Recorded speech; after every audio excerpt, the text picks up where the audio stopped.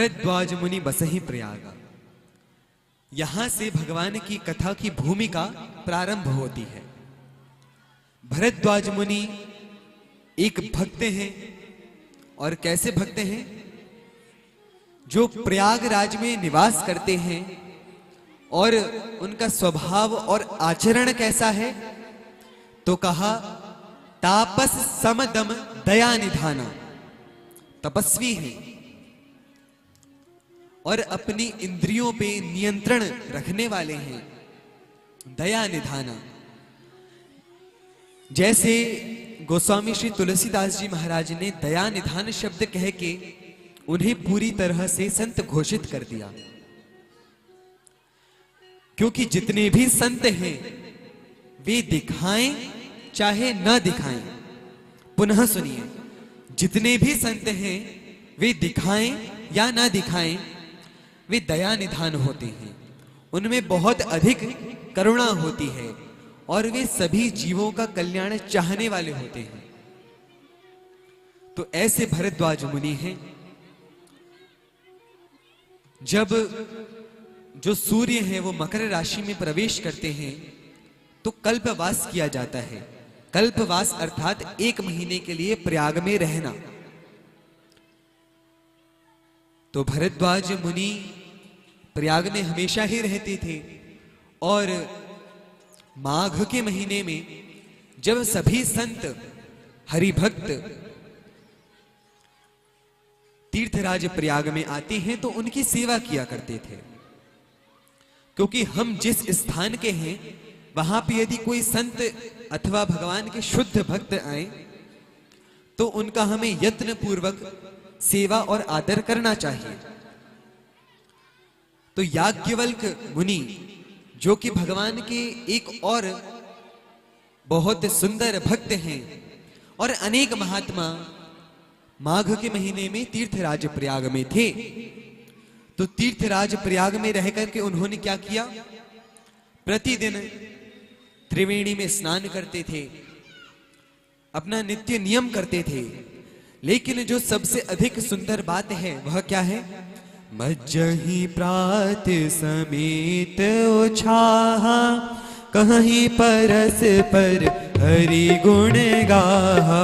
कहीं परस पर हरि गुण गाहा, कहीं परस पर हरि गुण गाहा। परस्पर आपस में सभी भगवान श्री हरि के गुणगान का आनंद लेते थे। हम किसी भी तीर्थ में जाएं, मायापुर नवद्वीप हो अथवा भगवान का कोई अन्य धाम हो, ऋषिकेश हो, हरिद्वार हो, श्री वृंदावन धाम हो, अयोध्या हो, तो हमें पिकनिक के रूप में वहां केवल घूमने नहीं जाना चाहिए। यदि हम वहां गए हैं तो हमें भगवान के दर्शन के साथ में, भक्तों के दर्शन के साथ में सत्संग का लाभ अवश्यम भावी रूप से, निश्चित रूप से उठाना चाहिए। यदि हम भगवान के धाम गए और हमने वहां पे सत्संग, भगवान का नाम जप नहीं किया तो हमारे जाने का कुछ भी अर्थ नहीं निकला। तीर्थों की महिमा ही इसीलिए है क्योंकि उनमें संत जन, भक्त जन निवास करते हैं। इसीलिए हम किसी भी तीर्थ में जाएं तो परस्पर अथवा किसी एक शुद्ध भक्त से श्रवण करते हुए हमें भगवान की लीलाओं का, गुणों का, नाम का श्रवण अवश्य करना चाहिए। बोलिए भक्तवत्सल भगवान की जय। तो याज्ञवल्क मुनि, भरद्वाज मुनि सभी आपस में भगवान की गुणों पे चर्चा करते थे और प्रतिदिन सभी त्रिवेणी में स्नान करते। त्रिवेणी अर्थात गंगा, यमुना, सरस्वती तीनों जहां मिलती हैं उसे त्रिवेणी कहते हैं। 3 नदियां मिलती हैं और वहां पे वेणी माधव है, इसीलिए उनका नाम त्रिवेणी है। 3 नदियां, उनमें स्नान करते और सभी भक्त भगवान के गुणगान करते। अब जैसे ही माघ का महीना विश्राम को आया तो भरद्वाज मुनि ने सोचा कि यदि ये संत चले गए तो अब मेरा समय हरि कीर्तिमय, हरि गुणगानमय नहीं रह जाएगा। इसीलिए सभी संत तो एक एक करके जा रहे थे, लेकिन उनमें एक और संत थे जिनका नाम क्या है? याज्ञवल्क। क्या नाम है? याज्ञवल्क। और वो याज्ञवल्क मुनि कैसे हैं? जागबलिक मुनि परम विवेकी, भरद्वाज राखे पद टेकी।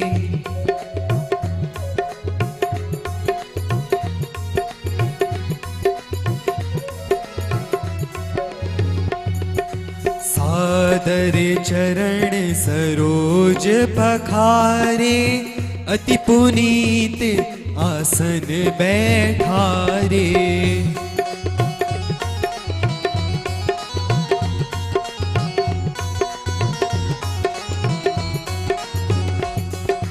करी पूजा मुनि सुजसु बखानी, बोले अति पुनीत मृदुवाणी।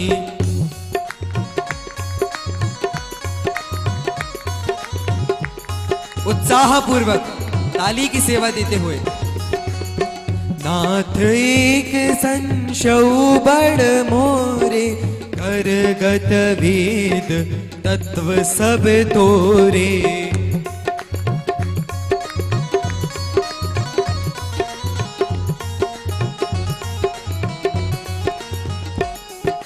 कहत सो मोहि लागत भैला जा, जो न कहूँ बड़ होइया काजा। जय सिया राम, जय जय सिया राम, जय सिया राम, जय जय सिया राम।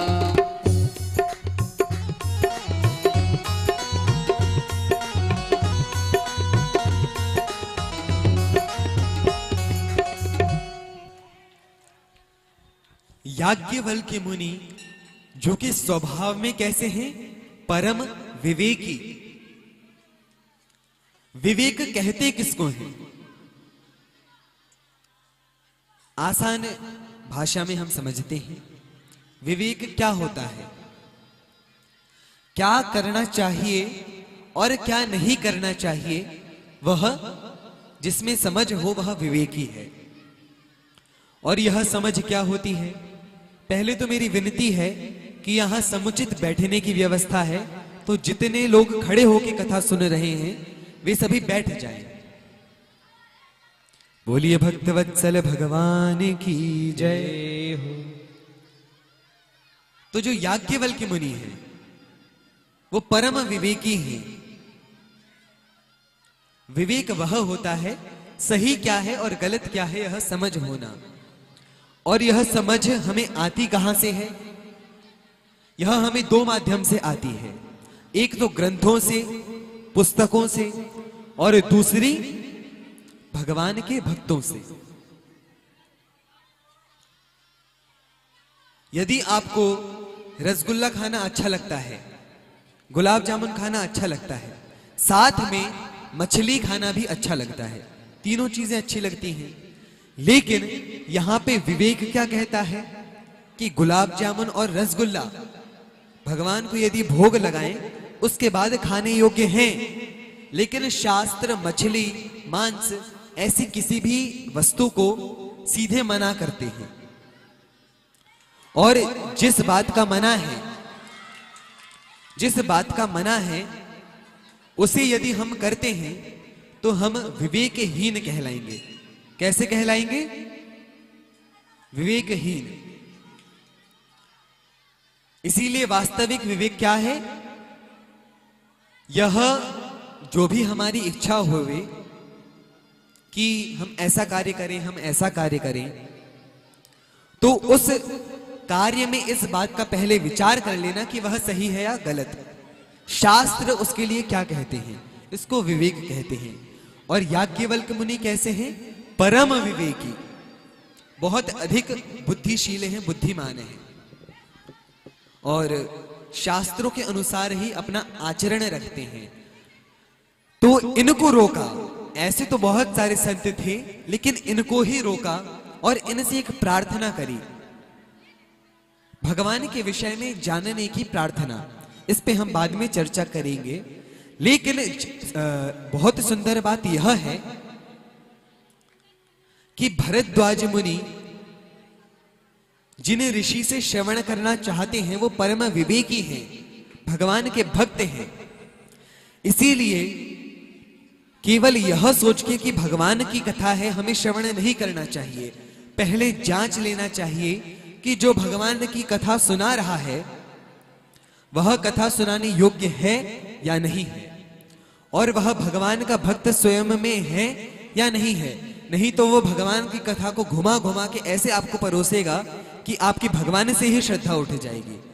इसीलिए शास्त्र आज्ञा करते हैं, अवैष्णव मुखोत्कीर्णम पूतम हरि कथामृतम श्रवणम नैव कर्तव्यम सर्पोच्छिष्टम यथापयः। दूध अच्छा होता है या बुरा होता है? जो जो कहते हैं अच्छा होता है हाथ उठाइए। ठीक है। एकदम सफेद गाय का काढ़ा हुआ दूध एक सुंदर पात्र में रखा है, साफ सुथरे पात्र में, और उस पात्र में जब वह रखा है तो एक बार के लिए एक सर्प देवता घूम रहे थे, सांप घूम रहा था, उसने आके हल्का सा मुंह लगा दिया उसमें। तो उसके बाद जब सांप ने मुंह लगा दिया है, आप में से कौन कौन ऐसे हैं जो प्रेम पूर्वक उस दूध को पीना चाहेंगे? अब वो लोग हाथ उठाइए। बड़े कष्ट है जीवन में, इतने लोग मरना चाहते हैं, तो जहर बन गया है ना। तो जैसे सुंदर दूध में केवल सांप ने अपना मुंह डाल दिया, उसके बाद वह जहर बन गया दूध से, वैसे ही भगवान की कथा परम पवित्र है। पवित्र नहीं है, परम पवित्र है। लेकिन जब कोई दूषित व्यक्ति अपने मुख से उसे दूषित करके निकालता है, उसमें अपना जहर घोल देता है, तो वो जो छोटा सा जहर है, थोड़ा सा जहर, वह पूरे दूध को विषैला कर देता है। इसीलिए जहां पे भी हम कथा श्रवण करें, कथा में हमारी श्रद्धा है, हमें हर स्थान पे कथा श्रवण करना है, लेकिन कथा श्रवण करते समय एक छन्नी लगा देना है कि जो चीज सही है वही हम अपने हृदय में उतारें। गुणग्राही बनना है। यदि कोई दोषों का भंडार भी है तो कुछ ना कुछ तो उसमें अच्छाई होती ही है। इसीलिए यदि कोई भगवान का भक्त नहीं है और वह कथा कह रहा है, तो हमें वहां पे विवेक पूर्वक जो ग्रहण करना चाहिए और जो शास्त्र सम्मत है उसी को ग्रहण करें। बोलिए भक्तवत्सल भगवान की जय।